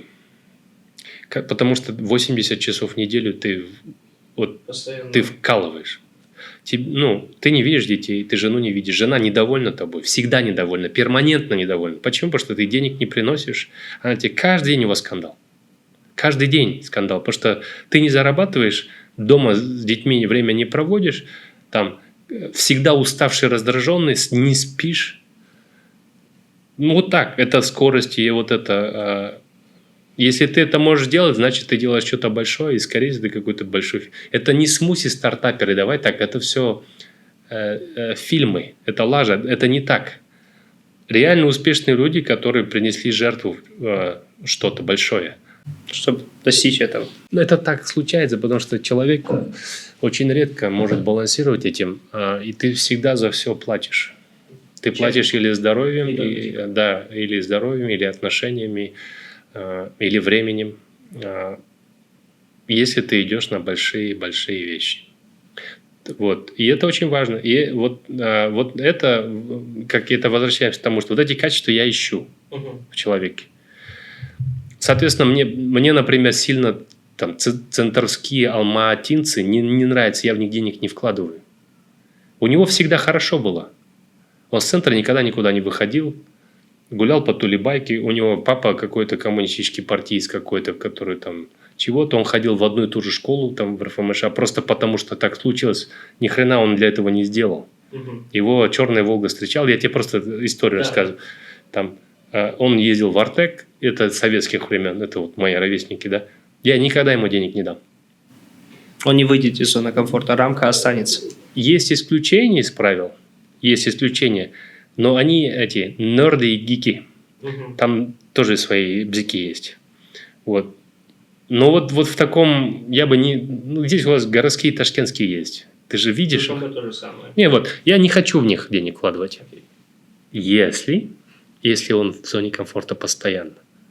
Если он уехал, поступил, что-то натворил, путешествовал и так далее, у него вот этот движок работает. Есть. Да, он не хочет вот в этом, ему надо осточертело. Это интересно, это надо работать. Значит, где-то что-то некомфортно. Но большинство моих фаундеров, например, из казахских, кто-то Сатрау, там чемпион Казахстана по каратэ-до, там кто-то там 100 грамм, там Жандос, он чемпион Казахстана по тэквондо, full контакт, бла-бла-бла. Мне нравятся эти чуваки, когда они с какой-нибудь симпалазит, с какой-нибудь другой жопы, когда тяжело. Он не спрыгивает, он упертый, он умеет работать, он знает, что такое дисциплина, он знает, что такое больно, он знает, что такое проигрывать и возвращаться оттуда. Эти качества, которые только через опыт проходят, и их не купишь никогда. Конкурентные виды спорта мне нравятся тоже. Если, например, есть фаундер у нас в Малайзии. Он национальной сборной по бадминтону. Чтобы ты понимал, бадминтон и пинг-понг – это национальные виды спорта этих стран. Они, понятно, Огромная конкуренция. смотри, они не занимаются вообще никаким видом спорта. Ты когда-нибудь слышал, что Малайзия хоть что-то в спорте сделала? Нет. А вот в бадминтоне и в пинг-понге они крутые. Они всегда мочатся с японцами, с китайцами. Это же их вид спорта национальный. Конкуренция страшная. Если ты на национальную сборную пошел и еще что-то выиграл, значит, у тебя дисциплина, самое важное, работоспособность, ресурсность неимоверная, потому что ты не можешь в пинг-понге конкурировать с китайцами или в бадминтоне. Короче, статистика против тебя работает, понимаешь? А ты индус случайный с Малайзии, с этой теплого климата, каким-то макаром до этого допедрил, выигрываешь. Это тебя, человека, сразу, это характеризует, короче. Вот эти норды, которые, у которых другие мотиваторы, другие эти, они же тоже, у них тоже спорт высоких достижений, только, например, в кодинге, или в математике, или в физике. Но это тоже спорт высоких достижений, только в мозгах. Олимпиады все эти, они мне тоже нравятся. Мне нужна конкурентность. Он должен конкурировать и должен получать удовольствие от этого. И он с детства должен, или она, к этому привыкнуть. Это его мотто. Это такой, он всегда в конкуренции. Мне не нравится, когда у него все хорошо, он никогда ничего не конкурировал. Смотри, чемпион мира в шахматах тоже хорошо. Огромная конкуренция. Любой спорт. Даже плавание, без разницы мне. Он должен в конкуренции находиться. В какой-то. Если нигде не выигрывал, нигде не участвовал, ничего не делал, до какого рожна я буду туда деньги вкладывать? Теперь, возвращаясь, смотрите, к интересной теме. На рынке Узбекистана очень часто я со стартаперами общаюсь. И есть, грубо говоря, такой момент, который мы вчера обсуждали, утром обсуждали. Такой красный момент – это российский рынок. И сейчас, так как многие оттуда ушли, многие стартаперы, которые в Ташкенте, которые там, условно таки, делают, хотят на рынок России выйти, потому что там освободилось. Это во-первых. Во-вторых, вчера, когда Мурат вам вчера все сказал про российский рынок. Говорил, что красный паспорт – это красный флаг. Да, это так и есть. И он очень логичен. Это не означает, что мы кого-то не любим, еще что-то. Там есть крутые фаундеры, в том числе технологические. Россия – поставщик таланта мировой. Россия большая. Там есть хорошие математические школы, разные школы. И очень жалко для нас пропускать этих фаундеров. Но мы вынуждены в них не инвестируем. Почему? Потому что на следующих раундах не придет ни один большой, нормальный, цивилизованный венчурный фонд. И, соответственно, из-за этого у вас могут быть... Он просто будет недофинансирован. И значит, он умрет. И значит, мы спишем эти инвестиции. То есть российский рынок в любом случае... Российский рынок, российский фаундер, рубли. Ни в коем случае Нет, центр разработки в России никак не канает. Это все. Любая связь с Россией означает, что ты автоматом не попадаешь в Европу и в Америку. А это означает, что ты никогда не получишь тех валюаций, которые нам необходимы, чтобы заработать денег. Ты, наверное, может быть, не выходя из России, станешь миллионером для российского рынка. Он достаточно большой. Но я никогда не смогу продать этот бизнес потом по-человечески, потому что в России законы не соблюдаются. В том числе. Точно так же мне не интересно чисто казахский, чисто узбекский, чисто таджикский стартап. Он должен уметь разговаривать и работать на всем рынке. И эта потребность должна везде удовлетворяться его сервисом или продуктом и так далее. И желательно, чтобы эти паспорта у него были, потому что к ним нет аллергии. Да, мы получаем визы везде. Да, процедуры существуют, но мы никого не бомбим. Мы не делаем войны, несмотря на наличие талантов и всего остального. Я так понимаю, это не только с Россией, но и белорусами связано. Белорусы в это же попадают, следующая после категория. Они крутые, они мне нравятся, они не агрессивные, талантливые, бла-бла-бла, все. Просто ты на него денег не зарезишь, и все. Дальше. Смотри, у нас экосистема такая, у нас только пассивная есть. Сейчас до раунда дорастим биржу, мы сделаем фонд какой-нибудь, да, побольше. Но чтобы на большие рынки проникнуть и на них работать, тебе нужно 10, 20, 30 миллионов. В Калифорнии, вчера пацаны Хиксфилд, Мурат рассказывает, Это не из-за того, что оценка такая, еще что-то, супертехнология. Там, скорее всего, недоработок херова туча. Скорее всего, они даже не там. Но там есть обещания. Но самое важное, там просто косты такие. Грубо говоря, если ты ищешь хорошего AI-инженера, он, наверное, придет на зарплату 350 штук баксов. Не меньше. Их, наверное, во всей в Силиконовой долине 100 человек крутых, кого ты бы хотел видеть. И чтобы его с Гугла вытащить со всеми его льготами почему-то в эту рискованную штуку, которая может умереть сегодня или послезавтра, ты должен платить премиум, ты должен 400-450 предложить. Это реальность такая, на том конце. Поэтому валюации высокие. Это ничего не означает, это вот просто такая реальность. Если ты каким-то образом такого же чувака в Душанбе найдешь, даже там ты будешь вынужден ему платить 5000 баксов. Намного больше, чем на рынке. В 2 раза больше, чем на рынке. 3 раза больше, чем на рынке. Но в твоем рынке это будет, блядь, за что плачу? Так и будет. И все, ты просто возьми 5 человек, у каждого зарплата по 400 в год, 2 миллиона ушло на 5 человек. Все, нету. Потом ты стоимость офиса добавишь, потом стоимость серваков туда-сюда, и вот все, ничего ты не сделал. Ну, компания не выросла за это время, понял, да? Да. Вот, все. Это экономика и масштаб он отличает. Но без этих мозгов ты никогда не сделаешь крутой стартап, в который потом General Capital денег положит, или Kleiner Perkins, или Lightspeed, или еще кто-то там, Sequoia. Поэтому важно избегать этих паспортов, чтобы ты построил стартап, который ты сможешь продать потом. Для VC. Это не означает, что фаундер не построит мультимиллионный бизнес для себя. Просто ты, как венчурный инвестор, не заработаешь с этого, потому что не сможешь продать. По той валюации, которую ты бы хотел. И все. Возвращаясь к рынку, условно-таки, Узбекистана. На данный момент в Узбекистане появились деньги со стороны государства, но мало стартапов. Как вы думаете, какие проблемы могут быть на рынке, из-за чего так мало стартапов? Какие проблемы в целом наблюдаются в центральноазиатском рынке? Смотри, в Узбекистане есть очень много ниш, на которых ты можешь просто быстрее, более эффективно распределить свои ресурсы и заработать быстрее. И не через капитализацию, а через оборот, через ревеню и так далее. Очень много других opportunities, которые никак не закрыты.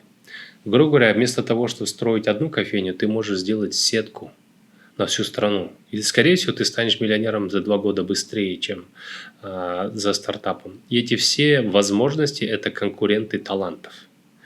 То есть, чувак, который сделает сетку там 200 кофеин в Узбекистане, скорее всего, будет мультимиллионером.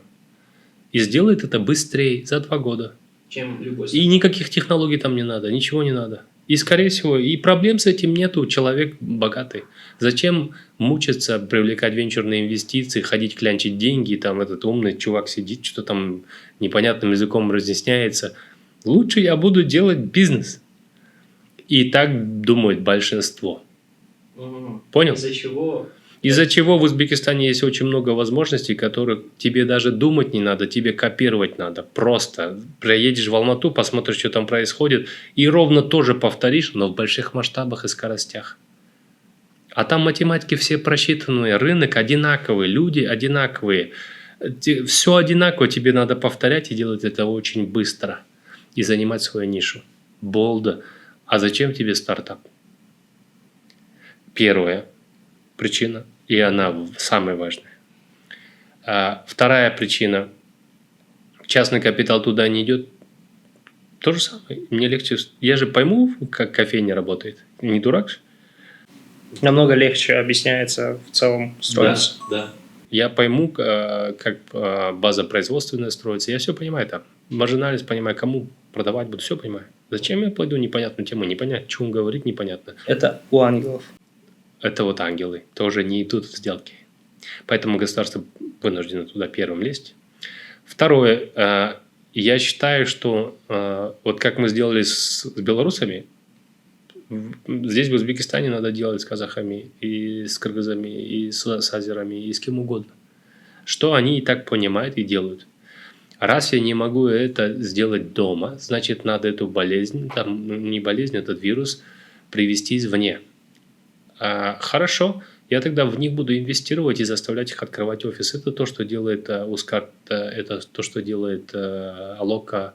Соинвестировать вместе с нашими фондами, с другими фондами и так далее. Это правильный подход. На каждой новой сделке ты учишься. Каждый фаундер, заходящий на рынок Узбекистана, ты помогаешь.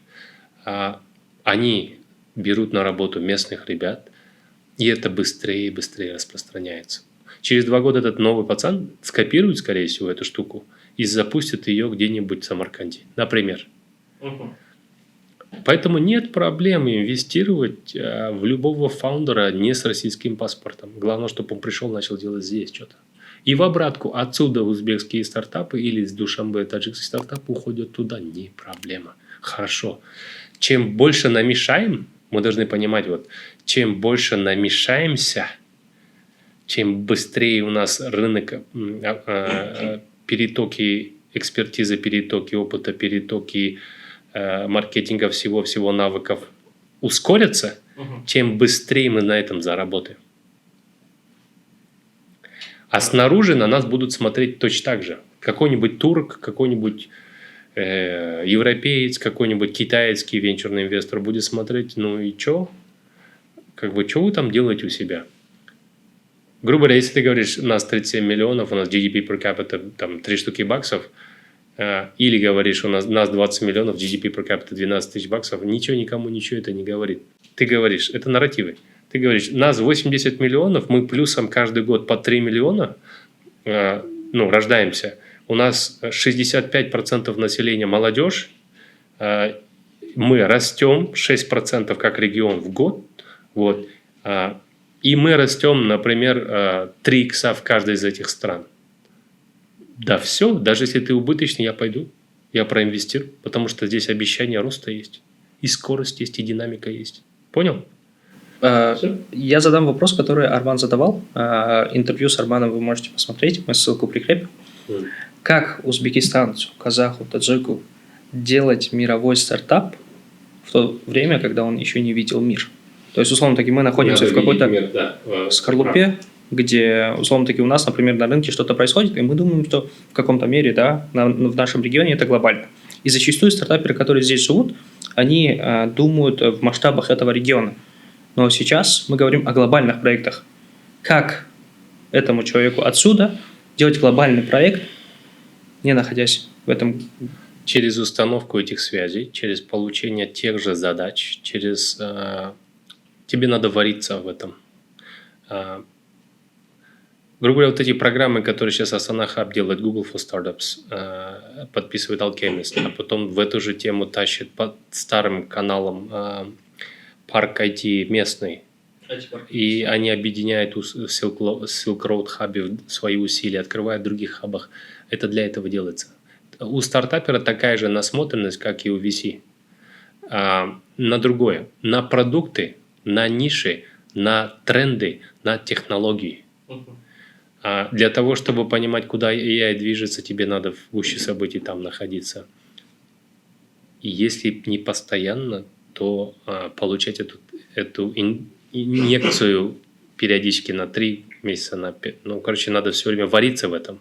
Чтобы быть в тренде. Да. И эти связи должны быть установлены уже. Мы для этого эту роль на себя Asana Hub взял.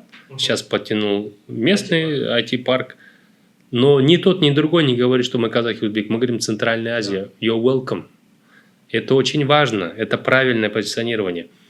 Любой из нашей части света, мы туда грузинов, армян, кыргызов, всех запихали. Это все наше. Это наши города, это наш регион, это наши люди, это наши таланты, за них надо драться. Это мы, не говоря о нации. Это не говорим мы. Мы говорим, this is our home. Все, халас. Теперь учиться в этом бизнесе можно только делая что-то. А получить контракт можно через отношения. Всегда через отношения. Значит, часть разработки сюда уйдет с Силиконовой долины. Сейчас наша толпа пацанов там пошли первая волна. Ты думаешь, они не будут нашим давать возможности? Они будут нашим давать. Мы так устроены, мы своих будем подтягивать. Это не Россия. Да, понимаешь? Мы будем своих подтягивать. И мы будем нашим давать контракты и таски и так далее. И нам экономически целесообразно разработку здесь оставить. Просто по причине, по которой я тебе говорил. По математике так выгодно. Я куплю 3 разрабов за стоимость 1. Да и все. И он будет точно такой же. И будет это делать то же самое, быстро. Еще будет радоваться, что такая возможность предоставилась. У себя рядом с родными, Да, меньше стресса. Вот и все, вот он переток пошел. И это очень важно. Там пионеры наши должны быть, там должны быть наши глаза, там должны быть наши уши. Это и есть наши уши и глаза. Да, они будут передавать, потому что каждый казах приезжает домой. Каждый узбек отправляет деньги домой, потому что все мы вокруг наших родственников. Это и есть наше конкурентное преимущество. Первое. Второе – гостеприимство. Третье – открытость. Четвертое – доброжелательность. И мы на этом выйдем. В любой стране Центральной Азии ты не почувствуешь себя чужим. В любой точке мира мы на этом выезжаем. Мультикультурность, мультиязычность и отсутствие всяких комплексов заболеваний головного мозга, типа имперских всяких проблем. Мы на этом выйдем. Это и есть наше конкурентное преимущество. Для глобального рынка. Да. Мы не интересны как копии американцев. Мы не интересны на рынке как копии, как притворяющийся француз. Мы интересны как аутентичные узбеки, кыргызы, казахи, центральные азиаты. В этом наше преимущество, наш язык, наше преимущество, наша культура, наше преимущество, наше умение работать, наше уважение, наши связи семейные. Это и есть наше преимущество. Вот чем быстрее мы это поймем, только это мы можем продавать. Мы можем продавать аутентичность. У нас нечего другого предлагать миру. И это и есть наше преимущество. Вот это и есть наши языки, наши преимущества. Каждый из нас говорит минимум на 2 языках, а обычно на 3, на 4. Да. Так? Где ты такое найдешь? У нас очень все так связано, с одной стороны. Вот. Трудовая этика очень высокая. Ну, это же хорошие комбинации все. Единственное, мне кажется, все это нужно будет начать, точнее, уже началось вот это направление на правильное русло, то, что ты не можешь только в черной работе работать, а можешь в более интеллектуальной работе идти. Ну, мы должны эти истории рассказывать. Вот мы должны рассказать про Хиксвилл. Вот ты должен своей аудитории рассказать. Там пацаны с Алматы, простые пацаны, сделали такую штуку. Оценка $100 миллионов. Сейчас Бахаджан Дос, я его знаю, не знаю уже сколько там лет, наблюдаю за ним лет 7. Пилил один продукт, второй продукт. Наверное, 200 или 300 разных продуктов перепробовал. Серебро, Дошан, с Павлодара пацан.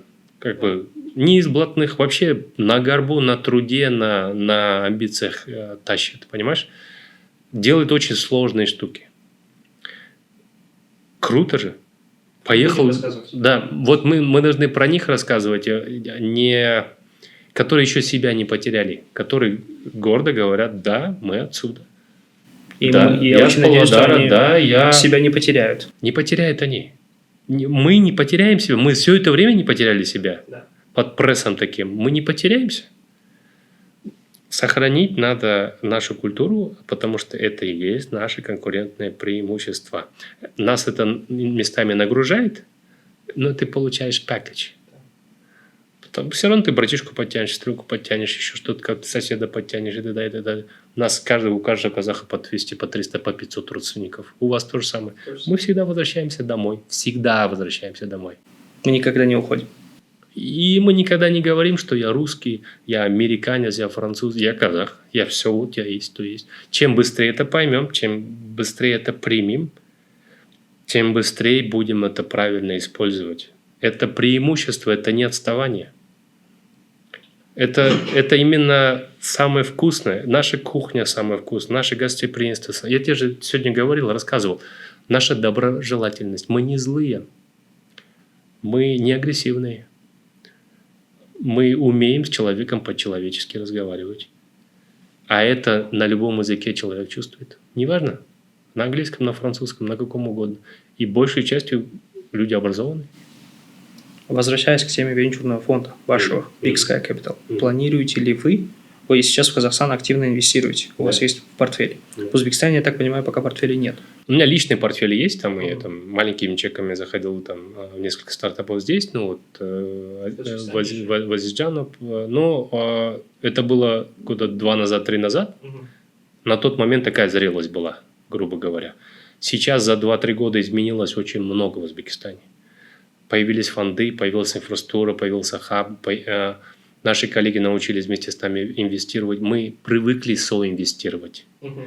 Вот. И это хорошо. И теперь пора нам здесь открываться.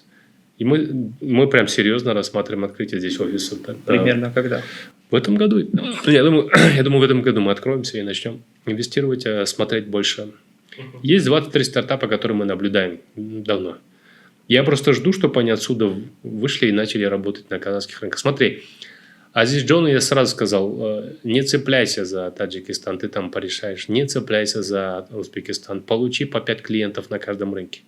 И давай в Казахстане мы тебя еще познакомим. Сразу. И когда он пошел потом с арабами разговаривать, и с Машиком, и со всеми остальными, он говорил, я везде в Центральной Азии, у меня везде есть клиенты, и они все платят. Хотя там немного было. Да. Но он уже... Это знаешь, что означает? Это означает, что я могу в чужих условиях на чужом рынке, потому что снаружи они видят это так. Снаружи видят так, что другая страна, в другой стране он научился продавать то же самое, что и в своей. Дома я решу свои вопросы. Дома я решу любые свои вопросы. Через 2-3 рукопожатия. Найдем же? Амалын топ шешем злом, по-любому решим. Как бы... А попробуй это в Алмате решить, в Астане решить, в Душанбе решить и так далее. И попробуй так сделать, чтобы этот прижимистый бизнесмен, например, отсюда какой-нибудь джизовский еще, что-то тебе еще за это платил. Или наш Госбанк какой-нибудь узбекский.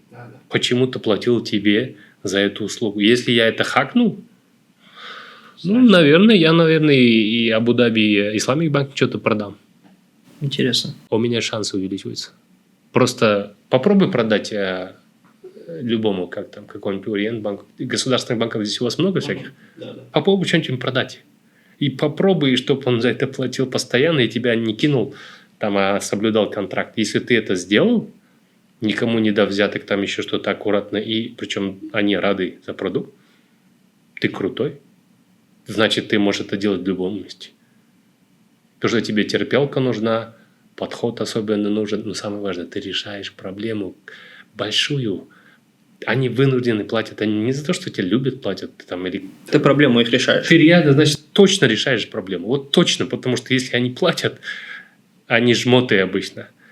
Чужих не допускают и т.д. и т.п. Но если они платят, значит, что-то есть. Правильно? Логика железная же. Я араб сейчас. Я сейчас думаю, как турок, или араб, или китаец.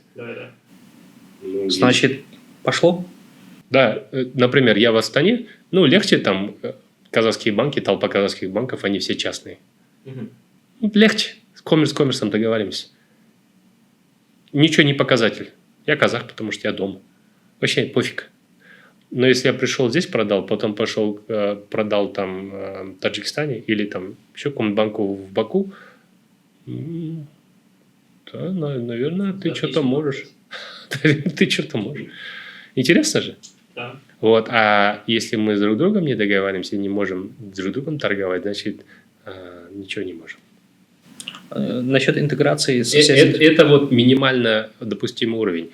Когда ты работаешь в диптеке, и когда ты, например, в AI, я не хочу, чтобы ты здесь что-то делал. Я хочу, чтобы у тебя прямая связь была с Silicon Valley. Я в это уже буду инвестировать, потому что сейчас, в моменте, мы отсюда не сможем догнать их.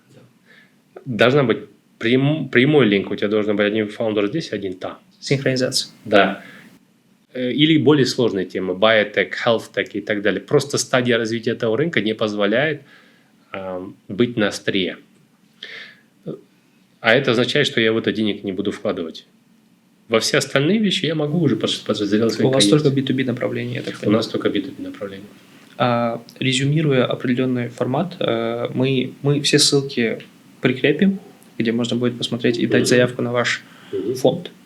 Какие советы вы бы дали узбекским, таджикским, казахским стартапам, которые сейчас смотрят и в целом планируют глобальной амбиции.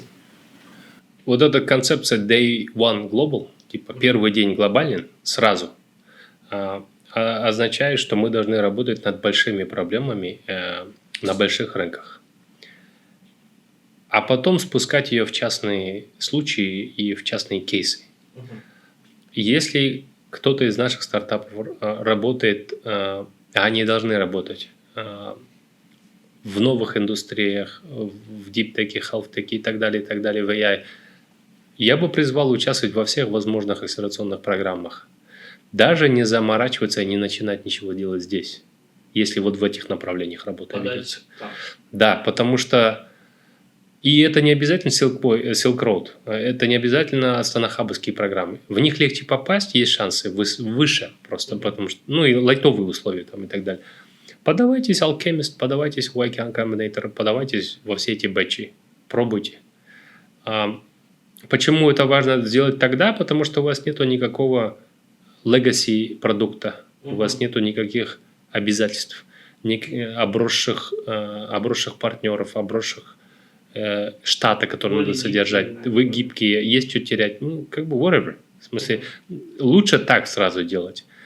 Если вы видите нишу, которую вы очень быстро и агрессивно в этих странах можете занять с более-менее технологичным, но как бы продуктом, который там шаг-два опережает рынок, и его внедрение не займет там долго там растяжку там, и так далее, тогда имеет смысл здесь сконцентрироваться, за 2-3 года схавать этот рынок. Потом масштабировать. Он не обязательно должен быть супертехнологичным. Он должен быть технологичным ровно настолько, чтобы он предоставлял ценность. Не нужно конкурировать там с Гуглом и так далее. Это два разных подхода, два разных продукта. И мы инвестируем и туда, и сюда. Понятно, это повлияет на оценку, понятно, это повлияет там на выход, на все. Но мы эти компании смотрим тоже. То есть подходы разные. Вот. Ну а если вы вдруг в IC попали, ну как бы, может быть, мы вам и не нужны тогда. Это мои проблемы, тогда больше не ваши проблемы. Вы, скорее всего, раунд свой закроете. Это моя задача узнать, что вы туда попали. Моя задача найти вас, моя задача заранее с вами познакомиться, установить хорошие отношения и успеть дать чек. Вот. Это тогда мои проблемы, это не ваши проблемы с этого момента. Другая динамика. Да. Все? А какие советы вы бы дали венчурным инвесторам, которые сейчас со стороны государства инвестируют в фонды в Узбекистане? В зависимости, кому этот месседж дойдет. Грубо говоря, если это дойдет до чиновников, которые принимают решения, ни в коем случае не давайте в обиду ребят, которые сейчас принимают инвестиционных решений. Большей частью все, с кем я имел возможность взаимодействовать и работать, это чистые парни и девушки, и поколение, которое работает на будущее страны. И венчурный бизнес предполагает высокие риски, высокие потери в том числе. Но они создают целую новую индустрию. И надо так к этому относиться. Во-первых. Во-вторых, в масштабах государства это деньги ничто. Ничто эти деньги. Это мелочь. 10 миллионов сюда, 30 миллионов сюда, чего-чего. Когда вы говорите за одну цифру, это да. А когда вы подумаете, сколько государство тратит там на празднование, например, Навруза, вы поймете, что они тратят в разы больше. Там, или на постройку дороги, которую каждый день они ремонтируют потом и съедают через тендера. Я хочу, чтобы так смотрели на это. Это создаст огромное поколение, которое умеет работать честно, которое создает новые индустрии, которое создает новые смыслы, которые не требуют капитальных затрат, которые высокоинтеллектуальны, и которые на острие будут находиться, и которые целое новое поколение подтянут под это. Самое важное, они с миром связаны. Огромные боли они еще решают. Хотелось бы как-то уберечь этих специалистов-инвестиционщиков, потому что их это очень штучный товар, их меньше, чем стартаперов, их меньше, чем чиновников, их меньше, чем учителя, инженера, кого угодно. Это очень-очень редкий товар, он создается годами. 10 тысяч часов никто не отменял, это 5 лет опыта. Каждый из них сейчас его приобретает, и это будут важные люди, которые будут создавать целые индустрии, влиять на них. Важно дать этот шанс.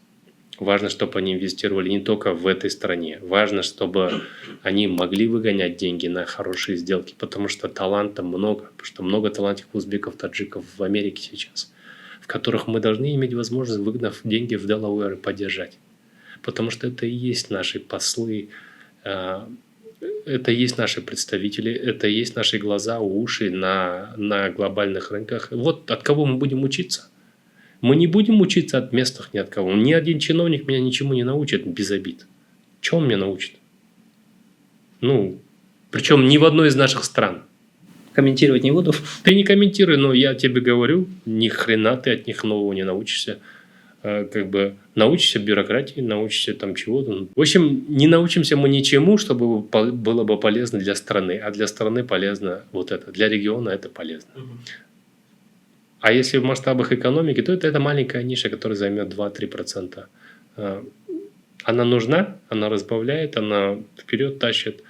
Но затраты это минимальная зарплата. Я в Казахстане люблю приводить пример, типа не проведите Астана Экономик Форум. Дайте эти деньги на фонд. На мероприятие не проводите Экспо, не проводите Спартакиаду, забейте на какой-то чемпионат по футболу. Мы никогда не умеем и не научимся играть в футбол, но мы научились создавать компании. Чего мы мучаемся, на это деньги тратим? Не будет у нас никогда футбола, например. Мы же на это тратим зачем-то деньги. Вот точно так же на это надо смотреть. Выделять сильные стороны и туда инвестировать. Да, потому что там растет, и это по-настоящему она создает рабочие места с высокой добавленной стоимостью, с технологиями и тащит нас вперед. Куда нас тащит футбол? Я не знаю, я просто докопался до футбола, если честно, сейчас. Не, как пример. Потому что я знаю, что казахи никогда не научатся играть в футбол, да и чего мучиться? Чего мучиться? Деньги уходят. Сейчас много ребят, у меня есть друзья много, которые болеют, играют, поддерживают лигу. Наверное, со мной сильно не согласятся, ладно, это мое мнение. Не, это условно, как пример. Я просто возьмите в масштабах, сравните и бюджеты поднимите, и вы поймете, что вот это важнее. Да. И вы поймете, что это меняет больше. На перспективе еще очень сильно влияет. Да. Вот и все. А так на всякую фигню мы тратим же на всякую фигню. Реально. Подумай.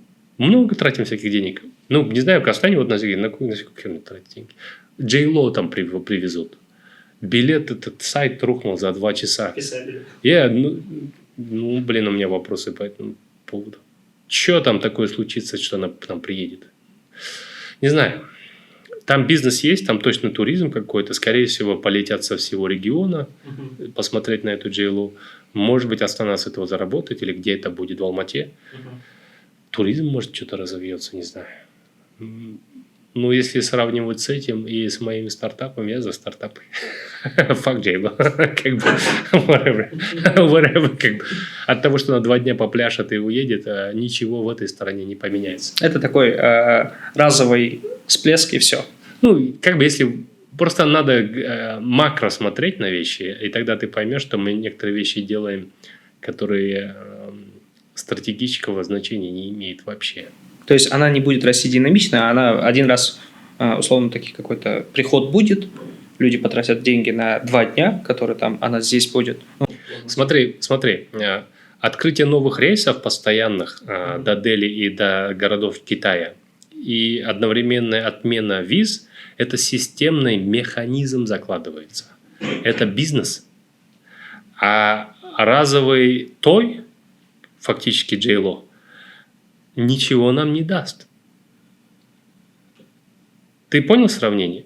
Вот у нас попер туризм после этого. Смотри, центральноазиатский Шенген нам даст больше, чем все J-Lo в мире. Да. Понял? Огромное. По выручке для стран, если как на бизнес на это смотреть, если я прилетаю в Алмату, через какое-то время я в Ташкенте залетел в Душанбе, или в Самарканд, я оставил в каждой стороне по 2 штуки баксов, и я это делаю постоянно, а меня 1,5 миллиарда, и на том конце еще 1,5, это бизнес, это индустрия целая. А когда приезжает еще какая-то Puff Daddy, whatever, Eminem, да разовый всплеск, который ничего мне не дает. Да, то, что откроют границы, это всегда постоянно Да, я за потоком иду. И за масштабом, и за системой. Это больше дает. Это больше дает. Больше мы зарабатываем. Это, короче, импакта больше. Эффекта больше. Масштаба больше. Долгосрочности больше. Стратегически более важно. Вот это системная мера. Вот этот чиновничий язык. Это системная мера. Долгосрочная. Вот лучше туда. Резюмируя, когда мы сможем сделать обзор вашего офиса в Ташкенте? Я надеюсь, к осени мы, по крайней мере, определимся там с человеком. Это же человек же. Как бы открыть офис – это же не проблема. Ну, я думаю, мы к чему-то придем к тому. Я тебе отдельно скажу, приглашу Пирса, не только тебя, наверное. Если мы к этому придем и примем. Решение мы приняли уже. Вопрос в реализации, в тайминге. Вопрос, и с чем мы придем на рынок. Я не хочу просто приходить для того, чтобы приходить. Я должен предложить ценность. Это как частный сектор. Нет, Big Sky приносит ценность нашим фаундерам. Если мы не помогаем нашим фаундерам, значит, наше нахождение здесь – это waste of time, это зря потраченное время, деньги, ресурсы. Значит, я об этом должен сесть и глубоко подумать. И если я зашел надолго и системно. Поэтому это решение должно дальше продумываться, обсасываться и превратиться в какой-то механизм и план. Над чем мы сейчас работаем. Я не хочу приходить просто так. Ради прихода. Да. Потому что я могу здесь инвестировать и так, без прихода. А сейчас вы приходите для того, чтобы я должен привести... что-то предложить этому рынку, что другие не предлагают. Я должен, значит, предложить какую-то ценность, какую-то особенность, какую-то фишку. И я должен об этом подумать и прийти, так, чтобы когда я пришел, я что-то поменял. А не так просто. В смысле, быть очередным фондом мне неинтересно. Оно должно влиять, круги создавать. Комьюнити. Нет. Вот ты кинул камушек, круги должны идти. Он не должен просто там, оно должно волну создавать. Надо об этом подумать, тогда мы что-то предложим концептуально. Тогда в любом случае мы будем оповещать о любых изменениях, которые... Да, в любом случае. Адил, спасибо вам большое, что выделили время. Это, честно, я как сказал утром, для меня это было очень такой разговор. В первой части это философский, который изменил мой взгляд на то, что мы сейчас делаем. И мы постараемся побольше рассказывать про тех кейсах, о которых мало кто говорит. Да. И не только рассказывать, и показывать, как они работают. Недавний кейс, который с Алматы мы сняли, и здесь мы постоянно снимаем, и скоро очень много других планов. Поэтому я очень надеюсь, что мы сможем в этом тоже сотрудничать, ваши кейсы рассказывать. Да. И все это во благо того, чтобы мы что-то приносим, мотивируем других, чтобы этот рынок рос, Центральная Азия была интегрирована. Это очень важная работа, то, что ты делаешь, то, что там Арман делает в своем подкасте, Алиби делает. Это все важные вещи, эти истории должны быть услышаны. Эти новые лица должны быть увидены, о них должны говорить, о них должны думать, и смотря на них, должны вдохновляться. И это самосбывающийся self-fulfilling prophecy. Да. Это когда мы сами себя убеждаем в правоте и идем, и исполняем, и оно становится явью, и оно так работает. Никак по-другому. Весь наш бизнес стартаповский – это продавать видение. Да. Продавать новую реальность. Вот. А это ты. Потому что ты формируешь. И хорошо бы услышать больше про Таджикистан. Я бы очень рад был про таджикских фаундеров. Я бы хорошо услышал побольше про Узбекистан там. И чтобы наши слышали. Да. Мы друг друга должны лучше знать. Мы будем стараться. Обещаем.